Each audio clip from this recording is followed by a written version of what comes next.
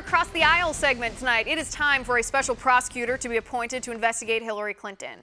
According to new reports, the infamous Uranium deal that sold 20% of U.S. uranium to Russia was only approved by Hillary Clinton's State Department after Kremlin-tied business interests made a $145 million donation to the Clinton Foundation.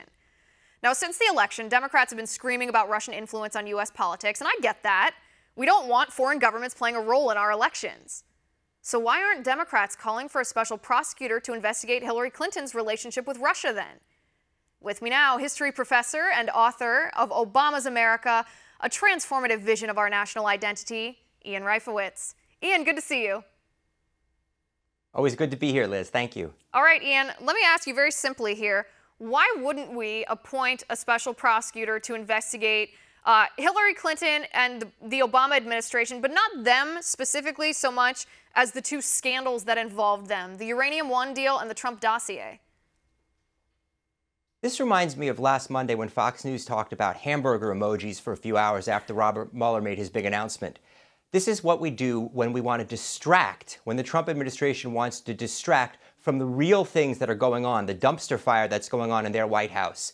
This uranium business is nothing. It's got as much substance to it as the claims that Obama wiretapped Trump, that Susan Rice unmasked people, both of which I came on here and said at the time, investigate away, do whatever you want to do to find out what you can find out about it, because you're not going to find out anything about it. There is nothing there. You mentioned $145 million. That claim has already been debunked. The investor who is associated with $145 million is a man named Frank Justra. He sold his shares in Uranium 3 years before the deal was approved by the State Department and the 8 other agencies. The Weekly Standard, conservative, did a fact check. They found Hillary Clinton was not involved in this at all. There is nothing here. But if they want to waste money, if congressional Republicans want to waste money like they did on the Benghazi investigations, hey, it's not my money. Oh, wait a minute, it is my money because I'm a taxpayer. Wait a second.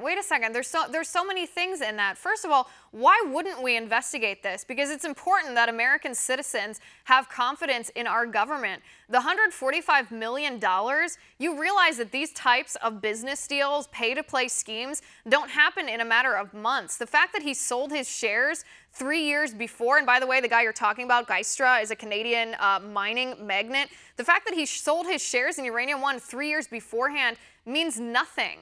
The fact of the matter is $145 million was donated to the Clinton Foundation by Russian-tied interests very shortly after this Uranium deal was approved. And make no mistake, the Hillary Clinton State Department had a lot to do with it. So I would just pose to you, with all these facts, with all these conflicting reports, if there is a chance, even a sliver of a chance, that Russia was trying to influence our election and was trying to gain access to Hillary Clinton, who they assumed would be the next president of the United States, through giving her favors and then getting uranium in return, why wouldn't it be in our best interest to investigate that? It is in our interest. We could investigate anything you want. There's an infinite number of dollars to be spent on investigations. There's an infinite amount of hours in the day to spend on investigations. Why not spend billions of dollars investigating the landing of green Martians on the planet? That's got about as much fact-based evidence behind it as this. There is nothing here. First of all, the claim about 20% of uranium also is a false one. Last year, Uranium mined 2% of U.S. uranium. That comes to 0.04% of the world's uranium. A. B. Russia got none of the uranium. This is a deal about who it's Russian-controlled, invests in the company. But the uranium, companies. But Russia doesn't control it.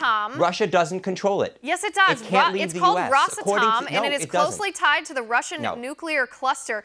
It's 20% controlling interest of the U.S. uranium supply. And I could pose to you this question. You're very adamant that you don't think that there is any evidence to warrant an investigation, yet we have spent how much money, an unlimited bucket of resources, on Robert Mueller investigating ties between Trump officials and Russia, and he has come up with nothing. Yet I have not heard you one time in the past year say anything about wasting resources or wasting money on that. And I wonder, could that be because of a political agenda that wants to take down Trump and tie him to Russia, when really you don't care about actual Russian collusion in our electoral system? Could it be that he has found the opposite of nothing? We've already got a guilty plea from a Trump campaign official admitting that he has lied to the FBI about his, remember, a Trump campaign official involvement with the Russians. I'm going to read you a list of 9 names of Trump campaign people who have been Wait a second. The Trump campaign official. No, this is very misleading. Names. The Trump campaign official that you're talking about is George Papadopoulos. He was an unpaid foreign policy advisor who attended 2 foreign policy advisory meetings. When he offered to set up the meeting between Vladimir Putin and Donald Trump, he was shut down publicly by Jeff Sessions and then privately by J.D. Gordon. He lied about his connections to a Russian official, and that was wrong, and he should plead guilty to that. And the Trump administration shut him down and had nothing to do with that. That is not finding any guilt or collusion between the Trump campaign and the Russians. In fact, it's vindication for the Trump campaign because they had the opportunity to choose the wrong thing and they didn't. Again, with the resources. How about Trump All Jr.? We've had in the past year is nothing, nothing, and nothing. But Democrats don't seem to worry about the money there. How about Trump Jr.?